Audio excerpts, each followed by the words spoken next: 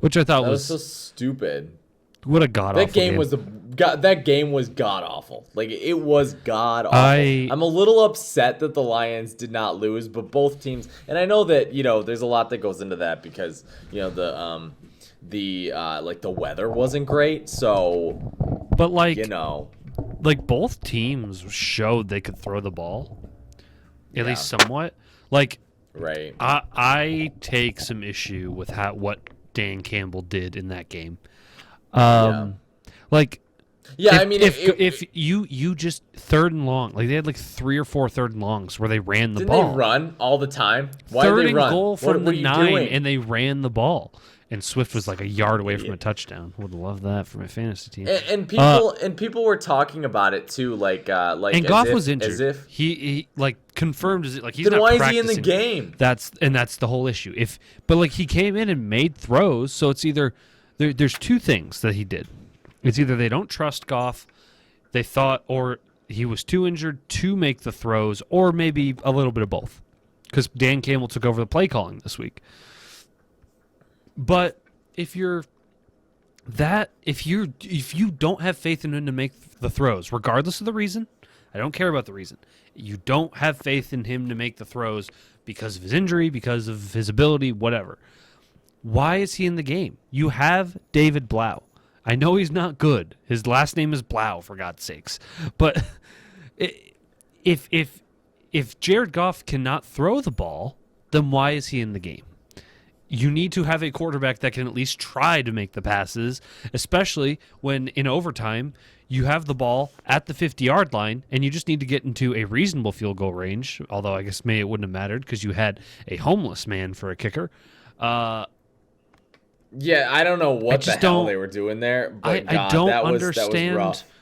Like, and the thing is, like, it's not like Blau is from a previous regime. They were not beholden to him. They obviously saw something in him in preseason that thought, hey, if we need a guy, a body to go and throw a football, right now this guy, we like him to do it.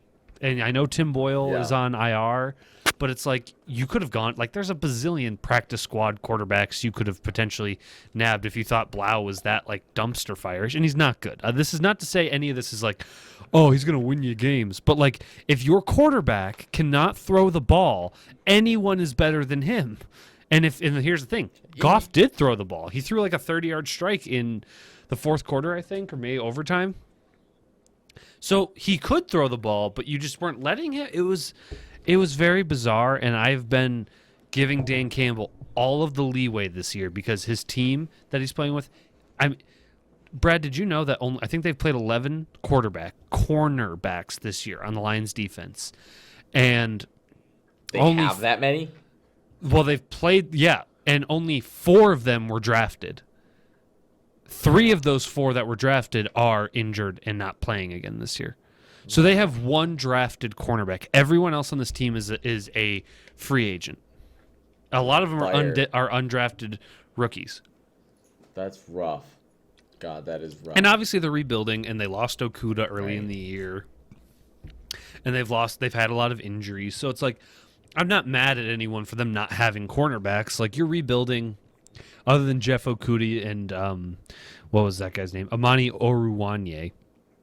I think both those guys got hurt. About the Lions really is the most interesting thing to me is when you entered the draft last year, right? Yeah. There were several scenarios that the Lions could have taken. Like there were like several things. Mm-hmm. Like the Lions could have. I mean, and I don't know for sure if this would happen. I know in the when we did our Red Wings episode, we were talking with what was it, Nate Brown, about like the Red Wings and how smart like Yzerman was with drafts and stuff, and I did make this one comparison about like the Red Wings and how I'm giving like Yzerman a lot more like leeway with things because you can I'm more apt to judge the Lions and what they do like quicker even under a new regime. I am much more quicker to do that with the Lions than I am with Yzerman.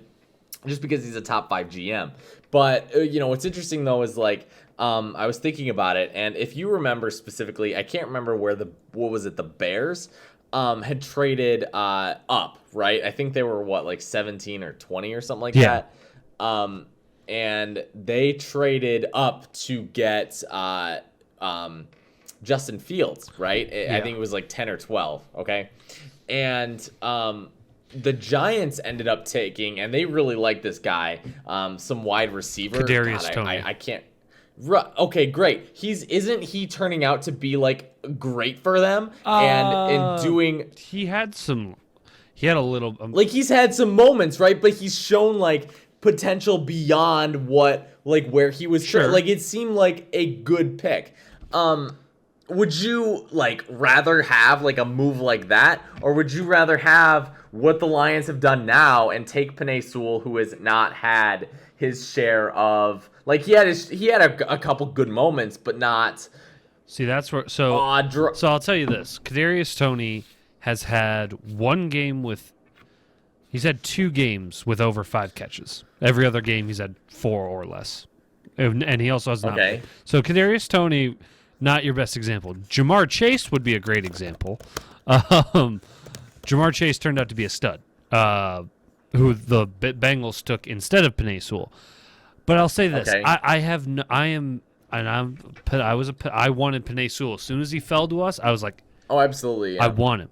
And here's the thing: did he have a few rough games to start? Yeah, he's 20 years old. No, he just turned 21. Well, yeah, I mean he's gonna get better. I think And the that other thing my is, point. and this is where I don't know if this, the front office and Dan Campbell, they didn't trade Taylor Decker, and that's fine. If you don't want to trade Taylor Decker, like I said, I think we should trade him because the value you can get for him is a lot, because people are very tackle needy in the NFL this year, especially competitive teams.